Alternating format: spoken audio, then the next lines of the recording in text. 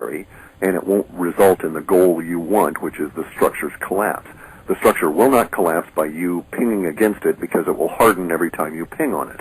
So what you do is you don't ping on it, and it keeps searching for attacks and wastes all of its energy until it finally collapses. But in using symbology, look at the symbols that they are placed around us all the time. If you look within your brain, you'll see certain values. If you do researches online, and people like Jordan Maxwell and others, Michael Starion, David Icke, you will be able to learn how to decode these symbols as they are presented to you, and that's the very first step.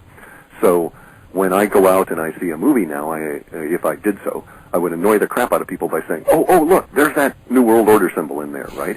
Because the mere exposure of it removes the power from it.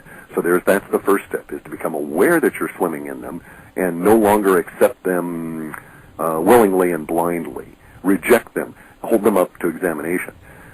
Then the second step beyond that is to hold them up to examination for others, or for universe if no one else is around, just so that you break that conditioning in your mind. And you do that very much with auditory or with writing. So if you recognize the symbol and you wrote about it, that creates a different set of pathways in your own brain for that symbol. Then you can then use your own value assignments to the symbols themselves for your purposes.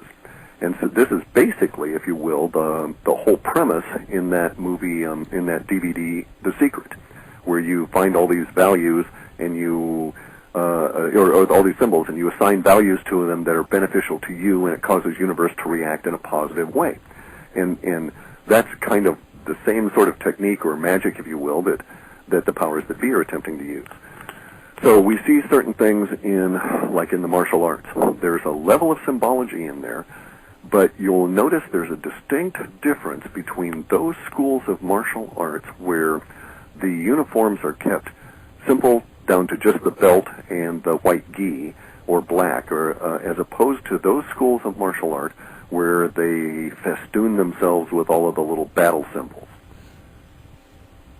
That's Have right. you noticed that? Yeah. Oh, yes. Okay, so there's two different thoughts of how to deal with symbology there. In one school of the martial arts, like, say, Taekwondo, which is, they frequently will give you little awards for various different efforts and stuff, and these little badges and like Boy Scouts and Girl Scouts. These are little emblems which you will use as a mental power thing for you, for instance, because you will associate, success, good feelings, which will enable you to have more success and more good feelings, right? Which is what Obama is doing with little badges to his youth crew. Now, there's a little bit more subtlety there. Actually, there are many different layers going there, because that's also a control symbol. Yes. That identifies ownership. That's why I personally favor the Aikido approach in terms of the schools, where we don't have the complex plethora of symbols. It's the gi and the belt, and you're free to reject the belt. No competition. Correct. It's not a competition style. It's not that. It's real world, if you will. So for me, my approach to dealing with the symbols is to recognize them, to go to the next step, which is to dispute their right to own a value in my own brain, and then to go to the third and fourth and the fifth steps. Now, the third step involved in using the symbols is to be able to, if you will, capture and remove the value of that symbol for more of the universe than just yourself. So every time I go on out and I write something that either brings up the hidden meaning of that symbol and thus deprives the powers that be of a hidden relationship of that symbol for some person who happens to read that article, or something along those lines, I'm expanding out. I'm extending my key out into universe along this particular line, and I'm actually taking that symbol away from them, and it becomes my power component, because it exposes what they're doing to individuals. And that frequently can be a point of enlightenment. And there's nothing more powerful than to realize suddenly you're a slave and to see how they've enslaved you, to have someone show you the mechanism by which you were enslaved. Thereafter, a number of things have happened. They've lost a slave, but then you're prepared to go on out and show someone else, so they've lost multiple slaves. Plus, you're now exposing how that mechanism works and weakening it as you go forward. And that's only the third layer. The fourth and fifth, everybody has to discover on their own. That's drawing the curtain back from that little meaningless thing behind it. No, it's not. You know, meaningless. and We have to be careful about that. in the Wizard of Oz, though, is just showing it. Right, but these guys are very deadly. And we have to, as much as I may joke about them and call them names and stuff, we have to recognize that you don't confront these people the way they want to be confronted, because they'll just kill you and they're done with you. Yeah. Right? And their buddies who are probably, you know, in the same weird Scottish Rite 33rd degree goat-worshipping hall of secrecy own the crematoria, so they'll never even see your body. It'll just be cremated in dust. You know, just like the CIA. They just burn their mistakes.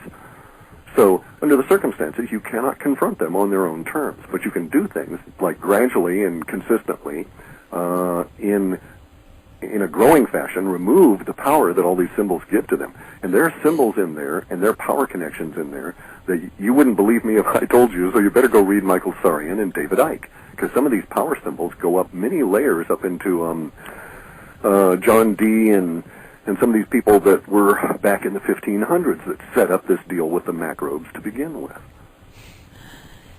I mean, it sounds really strange. No, it's not strange, but I think that we also have to remember that it's just like that time thing you started out the report with. It's beautiful, and it's very holographic, but it's all mind. Consciousness, correct. So if we understand that and don't, then we're not prisoners to what appears to be happening out here. Correct. In the reality we create. And that's good, because there's no enemy but yourself in consciousness.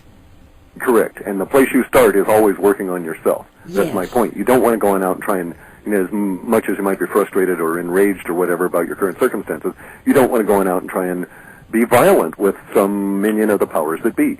It just won't get you what you need. Right. But on the other hand, as screwy as it sounds, if you fix yourself, if you eliminate the rage and make your life calm and pleasant regardless of the circumstances, then you've seriously empowered yourself, and from that point on, the universe changes. The universe rewards courage.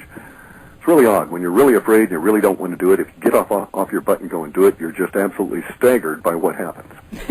Yes. Very true. That's true. And yes, staggered, but not frozen. Correct. That just reminds me of something else you wrote in there, that be aware and don't be shocked or in awe and therefore unable to move.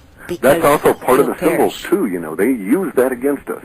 They use the powers that be apparently are enamored of our ability to gain emotions, to have emotions, and I understand why. Because emotion is truly the power that generates our physical form in this material world.